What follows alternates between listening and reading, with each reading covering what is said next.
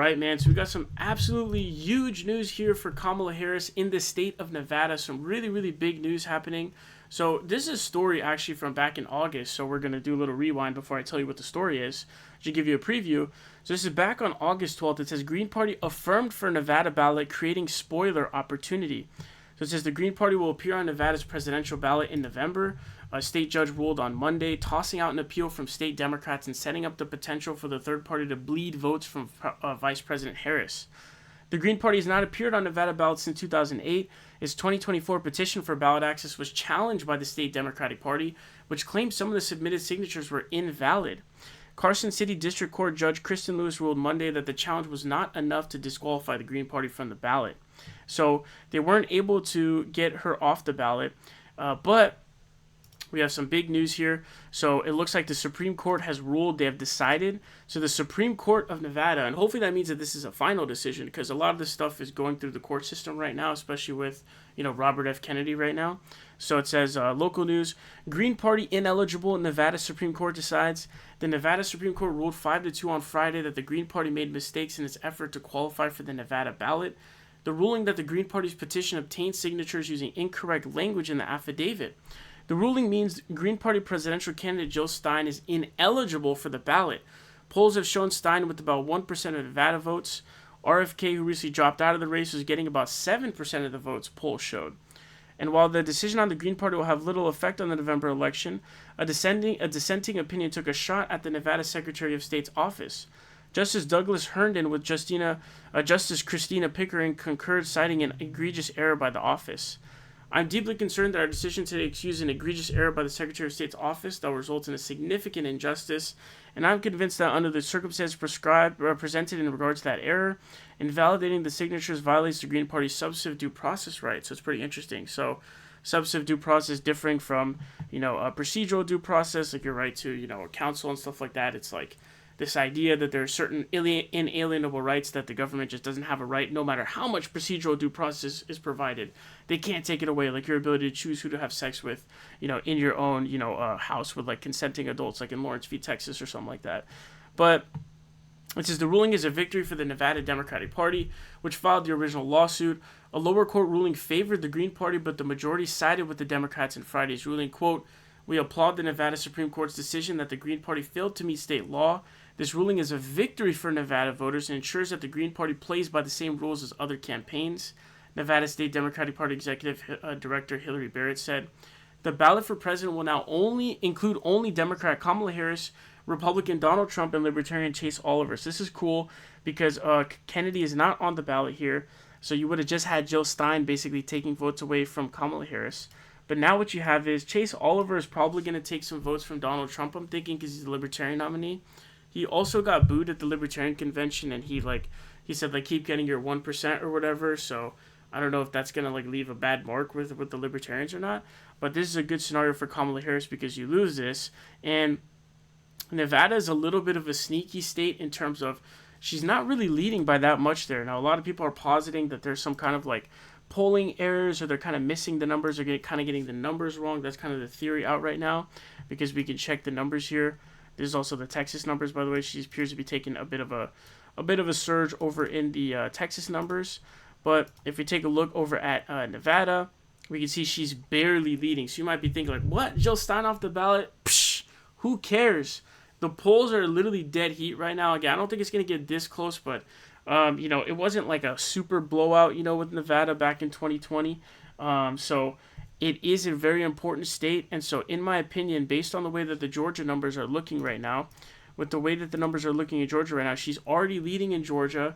And the only polls that she's really losing in are garbage polls. And you can look at how beautiful this looks. It's literally a sea of blue in favor of, Kamala Harris, right? You can see a sea of blue, and then there's two polls that are red, and they both suck major ass cheeks. Redfield and Wilton, a D-rated pollster, garbage. Patriot Polling, one of the worst pollsters in 2022, complete trash. We're getting flooded with right-wing pollsters. Insider Advantage, another one of those garbage pollsters. They even have Harris +1. So once you win one of Georgia, Pennsylvania, and North Carolina, you don't want to win more of those if you don't have to. So you need to satisfy that requirement, because Kamala can't win the election without one of those three. But once you satisfy that requirement, you should probably move to the other easier ones. In my opinion, the best strategy is you get Georgia, which is pretty much a lock. She's actually outpacing Joe Biden in terms of margin in the state of Georgia right now. So she's outpacing Biden even right now back in 2020 at the same time. Only state that's like that margin-wise. So you get GA, then you take Nevada, then you take Michigan, right? Michigan being a solid blue state, hopefully. The polls are looking okay in Michigan, not super great, I would say. And then Arizona is also, I think, a solid state. Another thing about states like Georgia and Arizona, Biden overperformed in both states. So in Georgia, Biden actually overperforms by nearly a full point. And then in Arizona by 0.7, that's absolutely massive. He won Arizona by, I think, like 0.3, and then he won GA by 0.2. Super, super close. Crazy close margins. So she's much more likely, I think, to do well with the fundamentals in states in the Sun Belt states like Georgia and Arizona. They have a lot of young people, a lot of young Latina voters, etc., young black women voters, etc. So I think that's sort of her main pathway to victory. But so when we do take a look back at the Nevada numbers, she's barely leading, so this could end up making like a pretty large impact. You can even see in the CNN SSRS poll, Stein is getting 1% in this poll here. And you might be thinking, well, 1%, they're probably not all going to vote for her. There can be a situation where it comes down to like 0.2, 0.3 points. Like Michigan was decided by 0.23% back in 2016, for example. Arizona was decided by 0.3%. Georgia was decided by 0.2. Those were in 2020. Michigan was decided by 0.23 in 2016. So those Sunny Belt states, which is much more geographically close to it for Nevada, they were really, really close, right? And so if you don't have to get a majority of the 1% or all of it. If you, let's say 0.5% stay home, you get 0.4, and then, Trump gets 0.1, you netted it by 0.3, you can win the election if it's within a 0.3 margin in the same way that Arizona was back in 2020. And then, the way that it is with 0.2 with Georgia. So this could absolutely be huge in this state. And so, again, another 1% here. They're literally even in this poll. It's 47-47. Stein is at 1. Oliver is at 0. This is literally super, super close. And Stein is getting a lot of support in Nevada, it looks like, than other states. Because she typically isn't polling at these, like, 1s and 2s everywhere. But you can see she's getting a lot of numbers in these polls, dude. Like, 2% is a lot. And so the polls were off, I think, in Nevada as well. I think the 2020 numbers, we could see with 2020. Biden was up by 5.3, but I think he only won by like 3 points or something like that. So they missed out on this one. So if it gets closer, that might be the thing that ends up winning you the margin.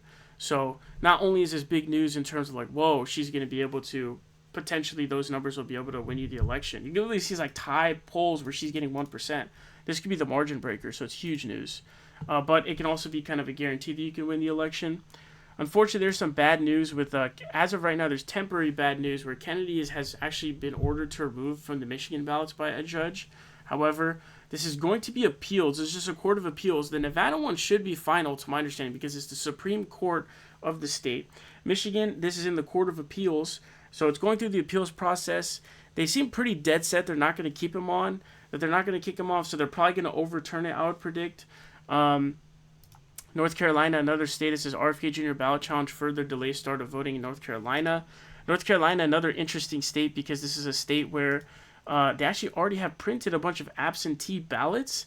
And so for them to be able to put RFK off the ballot, they'd have to reprint like thousands of ballots at this point. It costs like hundreds of thousands of dollars. And so I think a judge has said the cost wasn't worth it.